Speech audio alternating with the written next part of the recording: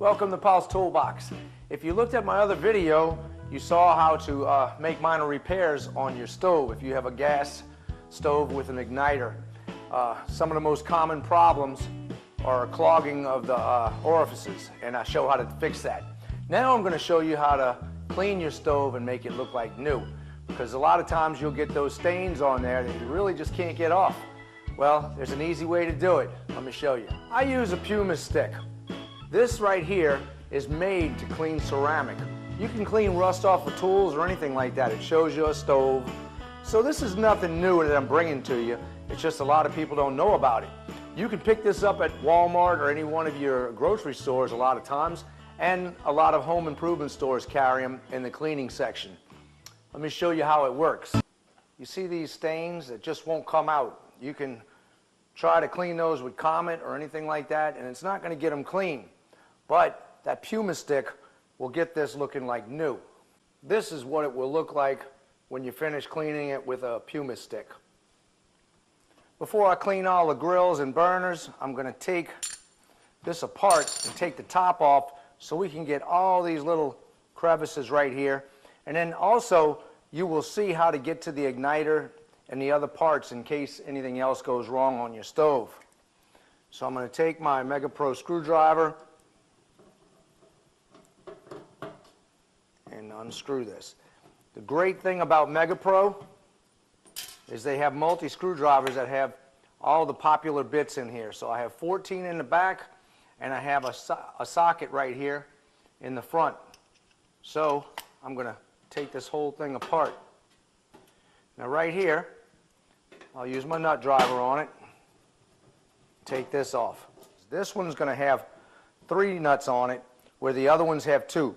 But if you see on your particular stove other nuts on there or anything that's holding this bracket down, you want to make sure that you take everything off before you remove this top, because you're going to pull that gas line with you.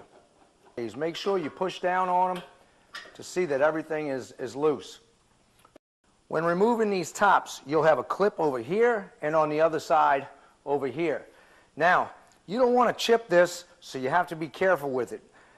They recommend using a putty knife or something that's really a little bit rigid, but that can slide in there and it's wide to pop it up. If it's too stiff, do that. But a lot of times, I'll take my screwdriver and just use this.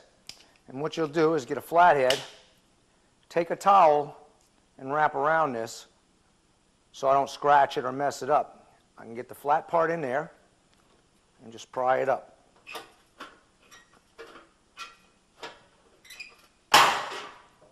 They're pretty stiff sometimes, they're pretty tight, but just be careful when you're doing it and you'll pop it off without causing any damage. Now you take this side, same thing. That one came off a lot easier. All right, this just lifts up. Here's my pumice stick. You can see it comes in a block with paper or with plastic on it. I just peel it back and use this as I go.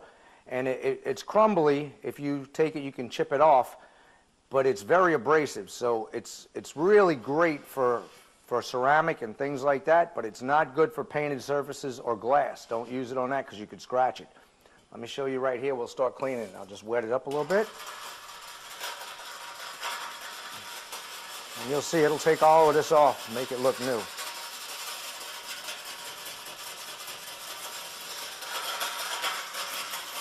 Doesn't sound real good, but it really doesn't cause any problems at all. It will make this look like new.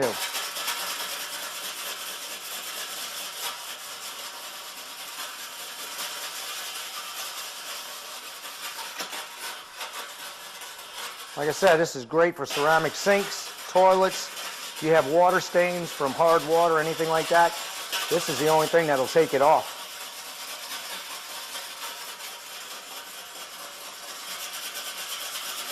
Now we'll take a rag. And if you see any spots that you missed, just go back and hit it again. If you want to take and replace this burner, you just unscrew it, and I use a crescent wrench to do that. You have a compression fitting on there, so you don't need any tape to put it back on. Now right here, you can see your igniter. You flip it upside down, there's just a retaining clip that holds it in place. Sometimes it's a little stiff to get out, so you'll need some pliers. You pull that out, and when you pull that out, you can slip this up and take the clip loose on the back. Now you can replace your igniter. So I'm going to put my igniter back in, of course, and get this back in place. I just wanted to show you how it was done. Now you can take this whole piece down to your local dealer and you can get a new piece. Just take this off, your tubing right here, if it's in good shape. If this is the only problem, or if this is the only problem, you can replace this.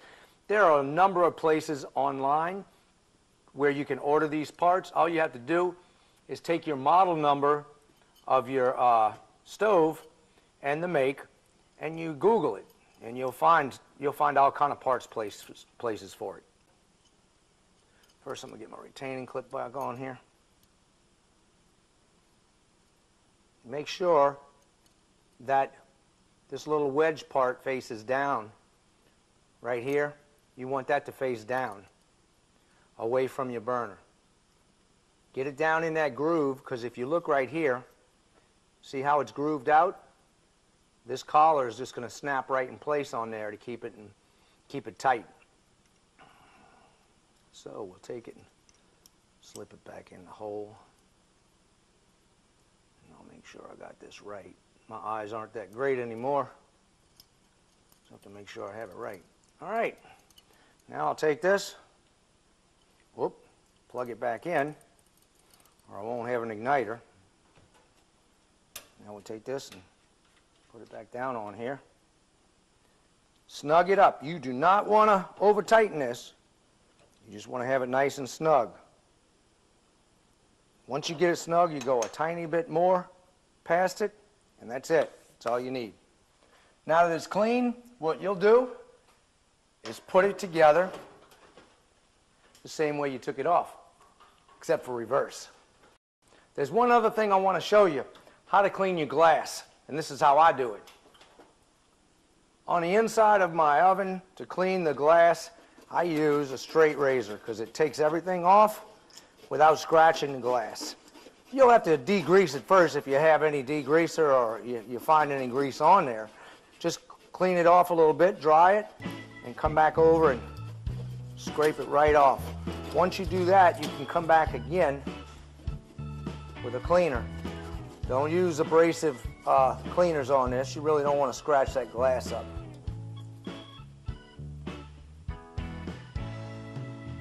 That's it for now.